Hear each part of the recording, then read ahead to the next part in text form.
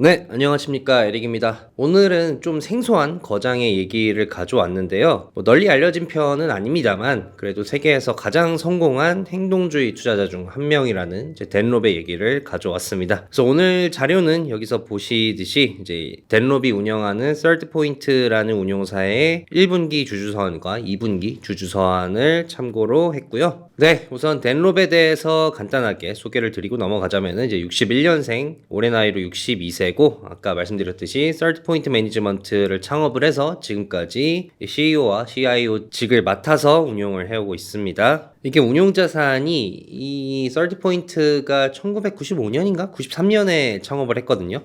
그래서 그때 창업할 당시에는 이제 운용자산이 한 43억 원으로 시작을 했다가 현재는 이제 15조 원을 운용하는 엄청나게 크게 성장을 한 거죠. 상당히 큰 성장을 이뤘고, 이렇게 큰 성공을 이룬 만큼 개인 재산도 어마어마하죠. 개인 재산도 4조 4천억 원 정도 됩니다. 그래서 레코드는 어떠냐? 알려진 바로는 한 26년간 연평균 수익률이 13.4%다 라고 얘기하고 있습니다. 최근 성적이 약간 나쁘기는 한데 그래도 뭐 지난 몇십 년간 성적이 상당히 좋았다고 하고요. 아까 말씀드린 것처럼 이제 가장 성공한 행동주의 투자자 중 하나라고 불리고 있습니다. 그래서 그 비레크먼이랑 카라이칸이랑 붙었던 사건이 있지 않습니까? 그래서 뭐 영화로도 나왔었는데 그 사건에서 이제 카라이칸 편 쪽에 서서 비레크먼한테 엿을 먹인 사람으로도 유명하고요. 그리고 이 하워드 막스를 메모왕이라고 하지 않습니까? 이제 메모로 유명하니까. 이 댄롭 같은 경우는 편지로 유명하다고 합니다. 이 댄롭이 행동주의 투자자인 만큼 이제 기존 기업에 있는 경영진이랑 갈등을 빚을 때가 많은데, 그때 이제 경영진과 싸우는 수단으로 이 공개 편지를 써서 경영진을 저격하는 방식을 선호한다고 합니다. 근데 이제 댄롭이 글을 워낙 잘 써가지고 이 편지 내용이 업계에서는 뭐 사이다다 라고 알려져 있다고 하네요. 네, 오늘의 주요 내용은 이렇습니다. 우선 댄롭이 올 하반기 시장을 어떻게 전망하는지에 대한 내용이 있고요. 그 다음에 이제 본인은 현재 투자를 두 가지 축으로 나눠서 진행을 하고 있다라고 얘기를 했습니다. 그래서 그 두 가지 축이 뭔지 알아보도록 하고요. 그리고 이게 오늘 내용의 하이라이트인 것 같은데, 이 워렌 버핏이 애플을 계속 대량 매도하고 있어서 화제지 않습니까? 근데 이 시점에 오히려 지금 애플이 기회다, 애플이 오늘 첫 차다라고 주장을 하고 있습니다. 그리고 이제 애플 외에도 자기가 이제 두 가지 종목을 선택을 했다. 그래서 이 두 가지 종목이 오를 거라는 확신이 있다라고 얘기를 했는데, 그 두 가지 종목이 뭐고 왜 오른다고 했는지 한번 보도록 하겠습니다. 네, 우선 하반기 전망은 결론부터 말씀드리자면은 좋을 거다라고 볼 수 있는데요. 우선은 이제 뭐 하반기에 예정된 이벤트가 9월에 금리 결정이 있지 않습니까? FOMC가 있고, 그리고 11월에 미국 대선이 예정돼 있고, 지금 중동 분쟁이 점점 격화되는 분위기죠. 그래서 이 세 가지 때문에 시장의 변동성이 상당히 확대될 것 같다. 그래서 요거는 악재긴 한데, 근데 이제 경제 기초 체력이 워낙 탄탄하다는 거죠. 이제 인플레이션도 그렇고 채권금리도 그렇고 요것들이 이제 하락을 하면서 경제도 둔화가 되고 있는데, 근데 경제가 갑자기 둔화되는 게 아니라 단계적으로 굉장히 느리게 둔화가 되고 있다. 그래서 이걸 보면은 경제가 상당히 기초 체력이 좋다고 볼 수 있다. 그래서 이런 변동성은 있지만 전반적으로 시장이 좋을 것 같다라고 얘기를 했고요. 그 외에도 뭐 이제 저소득층 소비는 줄었지만 고소득층 소비는 여전히 탄탄한 것도 경제가 강하다는 걸 보여주는 사인 중에 하나다라고 얘기했습니다. 그리고 앞서 말씀드린 이제 변동성을 확대하는 그런 이벤트에 대해서는 이 사람들이 이 이벤트에 대해 우려를 해서 이 우려 때문에 변동성이 커지긴 하겠지만, 그래도 정작 이 상자를 까보면은 이벤트가 리스크일 가능성은 낮다라고 얘기했습니다. 우선 대선 같은 경우는 이제 민주당 수입이 일어나면은, 그러니까 민주당 대통령이 되고 상하원도 민주당이 다 먹게 되면은 이제 민주당이 세율도 오르고 뭐 규제도 하고, 그리고 자본세인가요? 그 아직 미실현 이익에 대해서 세금을 물린다는 그런 얘기도 나오지 않았습니까?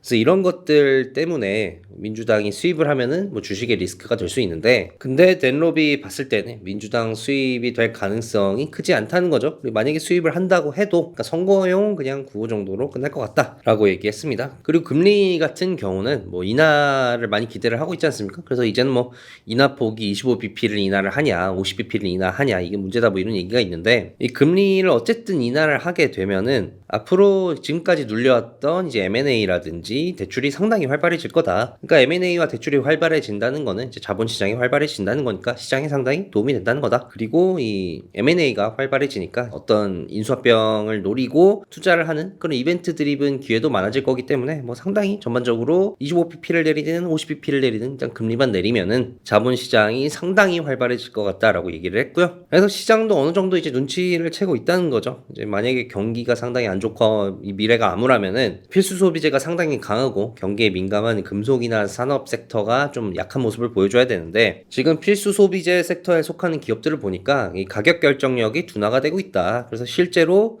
이런 필수 소비재 기업들이 할인 프로모션을 하는 횟수가 작년에 비해서 뭐 25%나 더 늘었다고 하네요. 어떻게 보면 야 필수 소비재도 할인을 해야 될 정도로 상당히 경기가 안 좋구나 라고 해석을 할 수 있지만 반대로 또 금속이나 산업 섹터는 강한 모습을 보여주고 있기 때문에 이 필수 소비재가 약한 모습을 보여준다는 거는 앞으로 경기가 좋을 거라는 거다라고 덴롭은 해석을 하고 있습니다. 그리고 앞서 이제 덴롭이 본인 투자에 이제 두 가지 축이 있다고 하지 않았습니까? 이제 그 두 가지 축이 이제 디지털 월드랑 리얼 월드라고 얘기를 하는데 디지털 월드 같은 경우는 한마디로 뭐 AI 주식이죠. AI가 이제 대세가 될 것 같으니까 이 AI 주식을 포트폴리오에 반 정도로 편입을 해놨다. 근데 아무 AI나 산 게 아니라 이제 스케일이 가능한 한마디로 이제 이 그냥 컨텐츠를 만드는 기업들은 AI 때문에 이제 팍 터지게 무한 경쟁을 해야 되기 때문에 이런 거는 이제 소위 말하는 경제적 혜자가 없고 뭐 반도체 기업이라든지 아니면은 뭐 뒤에 말씀드린 애플 같은 기업들이 오히려 AI가 성장함에 따라서 이 기업도 굉장히 크게 성장할 가능성이 있기 때문에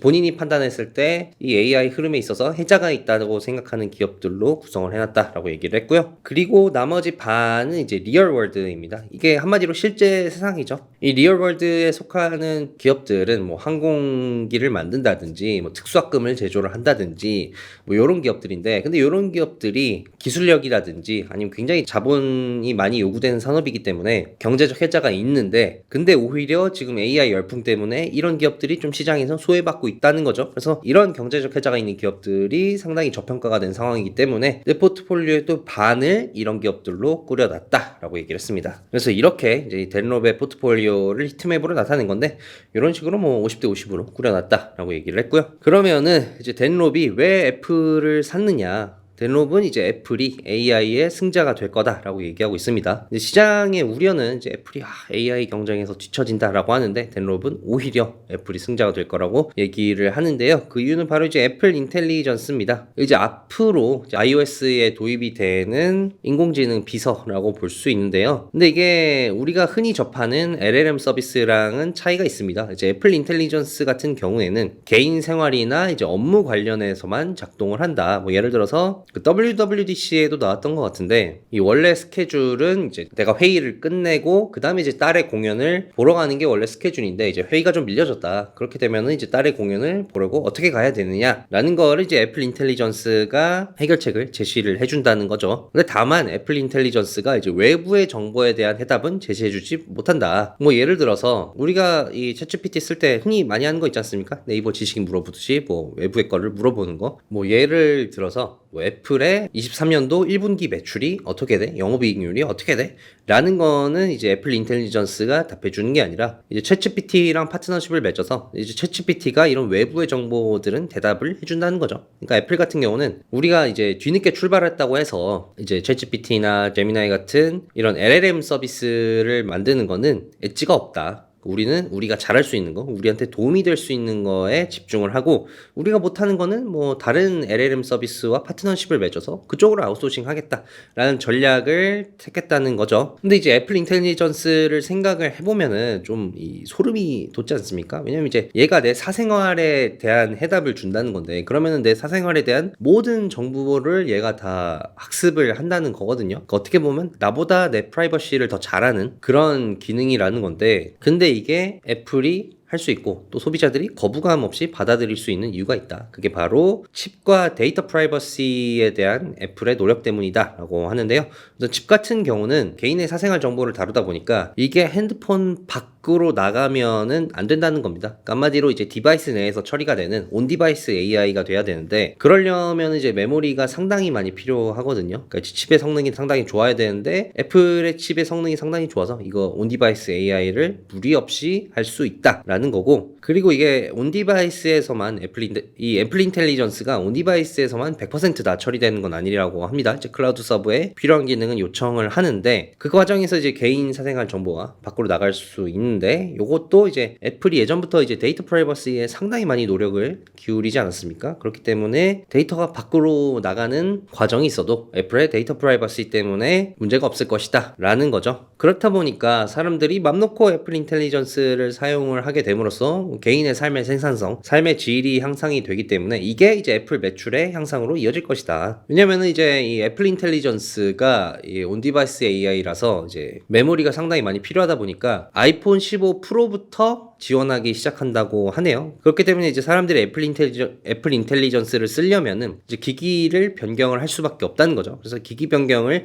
강제하는 면이 있기 때문에 이게 애플의 매출과 영업이익을 끌어올릴 것이다 라고 얘기하고 있습니다. 네, 그리고 애플이 AI의 승자가 될 수 있는 두 번째 이유는 바로 앱스토어입니다. 이제 앞으로 소비자가 직접 사용하는 AI 관련 앱들이 굉장히 많아질 텐데, 그럼 이 앱을 소비자들이 어디서 접해서 사용할 수 있냐? 바로 앱스토어다 라고 댄롭은 얘기를 하고 있습니다. 왜냐면 이제 앱스토어가 개발자와 이제 유저 간의 네트워크가 다른 어떤 플랫폼보다도 강하게 연결이 돼 있다는 거죠. 그렇기 때문에 AI 어플리케이션을 만들려는 대부분의 기업들은 이제 앱스토어에서 소비자를 만날 수밖에 없기 때문에 이 AI 마켓이 커지면 커질수록 애플이 수혜를 받을 수밖에 없다라고 얘기를 하고 있습니다. 어떻게 보면 애플도 청바지랑 곡괭이를 팔 수 있다라는 거죠. 그래서 이 두 가지 때문에 애플이 AI의 승자가 돼서 매출에 상당히 도움이 될 거다라고 얘기를 하는데요. 이 애플의 영업이익을 보면은 이제 2021년부터 좀 정체되는 모습을 보이고 있거든요. 그런데 이제 이 애플이 AI의 승자로 거듭남에 따라서 이런 영업이익 성장률의 정체를 벗어나게 될 것이다 라고 댄롭은 얘기를 하고 있습니다. 그래서 댄롭이 이번에 애플을 매수한 가장 주요한 이유였다라고 보시면 될 것 같고요. 이 애플 외에도 댄롭이 선택한 주식 두 가지가 있다고 말씀드리지 않았습니까? 첫 번째는 이제 콜페이라고, 여긴 뭐 하는 거냐면은 이 미국의 연료 카드라는 게 있습니다. 그게 뭐냐면 이제 주유소에서 주유를 할 때 결제하는 카드인데,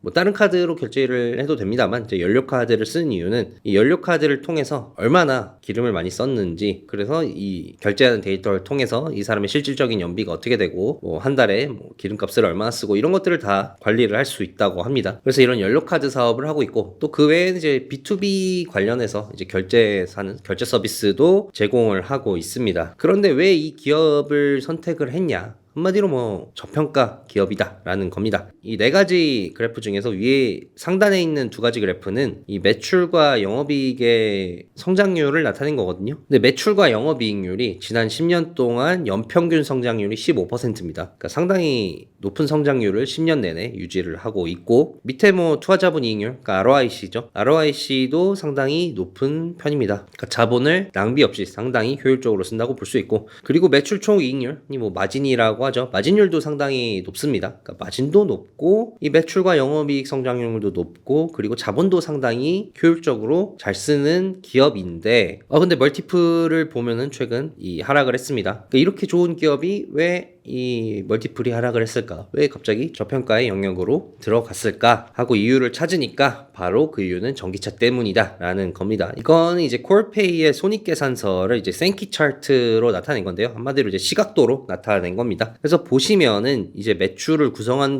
부분 중에서 가장 큰 부분이 이제 vehicle payment, 그러니까 한마디로 이제 연료 카드라고 볼 수 있죠. 근데 이 연료 카드 사업이 전기차 때문에 좀 주춤하고 있다는 겁니다. 왜냐면 이제 뭐 이 다들 전기차 타고 다니고 전기차로 바뀐다고 하니까 굳이 이제 뭐 이 내연기관차 타겠냐? 그러니까 연료 카드가 쓸 일이 없다라는 거죠. 그래서 이것 때문에 이 연료카드 사업이 좀 지지부진하고 앞으로 전망도 안 좋아져서 저평가가 되고 있다라는 건데, 근데 이 콜페이라는 기업이 이 위기를 좀 해결을 하려고 노력을 하고 있고, 어떻게 보면 해결을 했다라고 볼 수 있다는 게 델롭의 평가인데요. 우선 전기차 충전 결제 기업을 인수를 했습니다.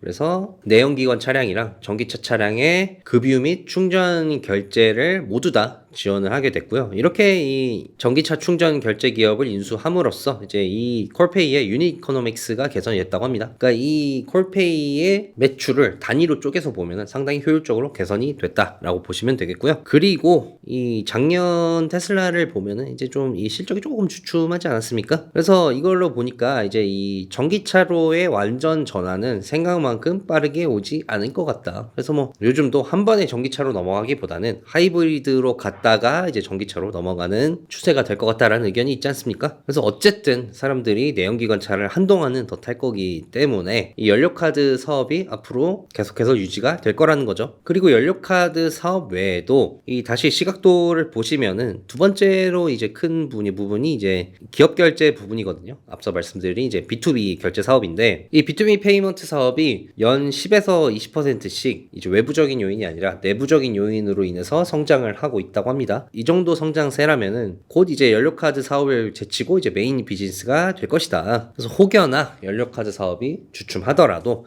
이제 B2B 페이먼트 사업이 메인 비즈니스가 되면은 콜페이의 전체적인 매출에 있어서 문제는 없다라고 볼 수 있겠습니다. 그래서 이런 것들을 고려를 했을 때 콜페이가 얼마나 지금 저평가돼 있냐, 이제 콜페이 수준의 이익 성장률, 마진, 그리고 ROIC를 지닌 기업을 한번 스크리닝 해보면은 나오는 기업이 4개밖에 없다고 합니다. 그 4개 기업이 엔비디아, 비자, 마스터카드, MSCI다. 그래서 이 정도로 굉장히 탄탄한 펀더멘탈을 지니고 있기 때문에 이 펀더멘탈 고려하면 지금은 저평가라고 볼 수 있다라는 게 덴롭의 총평입니다. 그리고 덴롭이 이제 행동주의 투자자라고 말씀드리지 않았습니까? 행동주의 투자자인 만큼 경영진을 상당히 중요하게 보는데 덴롭이 봤을 때 이제 이 콜페이의 경영진이 상당히 우수하다. 이 회장 및 CEO를 겸임하고 있는 사람이 이제 론 클라크이라는 사람인데 이 사람이 이제 이 기업을 한 20년 이상 이끌어 왔대요. 이제 20년 이상 이끌어 오면서 앞으로도 기업을 계속해서 성장시킬 것이다. 믿고 맡길 만한 경영인이다라는 거죠. 그래서 이런 요인들을 봤을 때 콜페이에 상당히 기쁜 마음으로 투자를 했다라고 덴롭이 밝혔습니다. 그리고 두 번째는 아이스라고 하죠. 인터내셔널 익스체인지입니다. 거래소인데 이 거래소가 왜 갑자기 이렇게 유망한 기업으로 떠올렸냐 하고 보니까 한마디로 탈세계화 효과라고 볼 수 있다. 더 정확히는 뭐 변화하는 세계 질서 때문이라고 볼 수 있다라고 얘기할 수 있겠는데요. 마찬가지로 앞서 이제 콜페이의 손익계산서 시각도를 봤듯이 이 인터내셔널 익스체인지의 손익계산서 시각도를 보면은 거래소 비즈니스가 메인이긴 합니다. 그러니까 덴롭이 봤을 때는 이 거래소 비즈니스가 앞으로 상당히 크게 성장을 할 거라는 건데 그 이유가 바로 이제 천연가스의 거래량이 상당히 늘어날 것이다 라는 겁니다. 왜냐면 이제 천연가스가 앞으로 세계화가 될 거라는 건데 그러니까 천연가스가 유럽으로 들어오는 방식이 크게 두 가지가 있는데 하나는 이제 파이프라인으로 들어오는 방식이 있고 하나는 이제 천연가스를 액화시킨 거를 우리가 LNG라고 하거든요. 그 LNG를 미국으로부터 배에서 실어서 수입을 해오는 방식이 있습니다. 그 2022년 유럽을 생각해 보시면은 이게 러시아에서 오는 천연가스가 끊겨가지고 뭐 유럽의 죽음의 겨울을 맞이할 것이다 뭐 이러지 않았습니까? 그래서 유럽이 대책으로 내세운 것 중에 하나가 노르웨이 같은 곳에서 받는 천연가스 양을 늘리고 그리고 이 미국으로부터 이제 LNG 수입을 늘리기 시작했습니다. 그래서 이 유럽이 2022년에 러시아로부터 이 천연가스 수입이 끊기다 보니까 이 파이프라인으로 받는 천연가스는 노르웨이로부터 수입하는 양을 늘렸고 그리고 이제 LNG 수입은 이제 미국에서 오는 LNG 수입량을 늘렸습니다. 그러다 보니까 이제 천연가스가 원래는 이제 지역별로 권역이 형성돼 있었는데 이게 이 미국 천연가스의 의존도가 늘어나다 보니까 이 천연가스가 어떻게 보면 세계화된다고 볼 수 있다. 단순히 유럽 사례뿐만이 아니라 그 우리가 그린 에너지라고 하잖아요. 그 반대되는 이제 탄소를 많이 배출하는 화석연료를 이제 브라운이라고 하는데 근데 천연가스는 다크 브라운은 아니다. 좀 마일드 브라운 정도 된다. 좀 짙은 갈색 정도 된다라고 해서 우리가 한 번에 그린으로 넘어갈 수 없으면은 뭐 석탄이라든지 원유라든지 이런 아주 짙은 갈색을 쓰기보다는 그래도 좀 덜 갈색인, 좀 덜 탄소를 배출하는 천연가스를 쓰자. 그래서 천연가스를 중간 단계로 사용하자라는 흐름이 있습니다. 그래서 이런 흐름도 있고, 그리고 천연가스 같은 경우가 이제 이 상당히 독특하게 수출을 하거든요. 원래 이제 목적지 제한이라고 해가지고 천연가스를 어떤 나라에서 수입을 하면은 쓰고 남는 게 있을 수 있지 않습니까? 근데 그거를 다른 나라에 팔 수가 없습니다. 천연가스를 수입을 한 그 목적지에서 다 소비한다는 제한이 있었는데 이게 이제 FOB로 규정이 바뀌었습니다. 한마디로 이제 이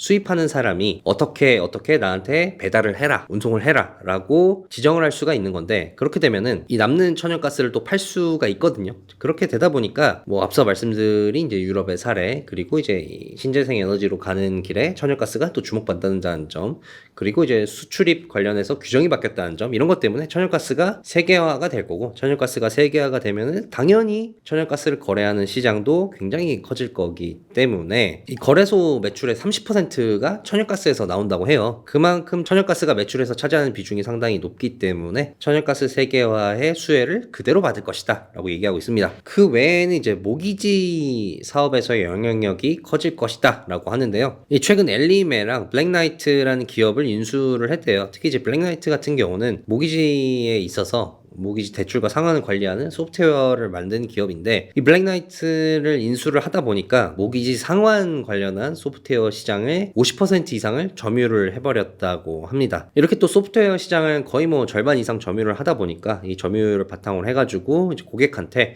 360도로 이제 주택 뷰를 미리 보여주는 거죠. 그래서 조금 더 내가 임장을 하지 않아도 대출을 할 수 있게끔 하는 서비스를 제공을 하고 있고, 그리고 생성형 AI를 도입을 해가지고 한마디로 이제 챗봇 서비스를 도입을 했다. 근데 조금 더 이 소프트웨어의 생산성을 늘려서 더 효율적으로 쓰게 만들었다라는 거죠. 그러다 보니까 현재 이제 미국의 모기지 시장이 굉장히 아날로그적이라고 합니다. 이제 수기로 처리하는 부분이 상당히 많은데, 이 소프트웨어가 효율적으로 변하면은 이 아날로그 시장을 집어삼킬 거라는 겁니다. 그래서 실제로 이제 블랙나이트를 인수를 하고 1년도 안 돼서 여러 은행에 이제 모기지 관련 상품들을 한 번에 여러 가지 상품을 교차 판매를 하게 됐다. 그래서 이미 이 소프트웨어 시장을 독점을 하다시피 한 효과가 드러나고 있고, 그리고 이제 올 하반기에 금리 인하가 돼서 모기지 시장이 다시 살아나면은, 대출 금리가 떨어져서 모기지 시장이 살아나면은 시장 전체 사이즈가 커지다 보니까 또 요거의 수혜를 받을 수 있지 않느냐라는 게 덴롭의 분석입니다. 네, 여기까지 덴롭의 이제 하반기 시장 전망과 덴롭 이후에 애플과 콜페이와 왜 인터내셔널 익스체인지를 매수를 했는지 그 이유를 알아봤습니다. 오늘 영상 여기까지고요. 긴 영상 시청해 주시느라 고생하셨습니다. 감사합니다.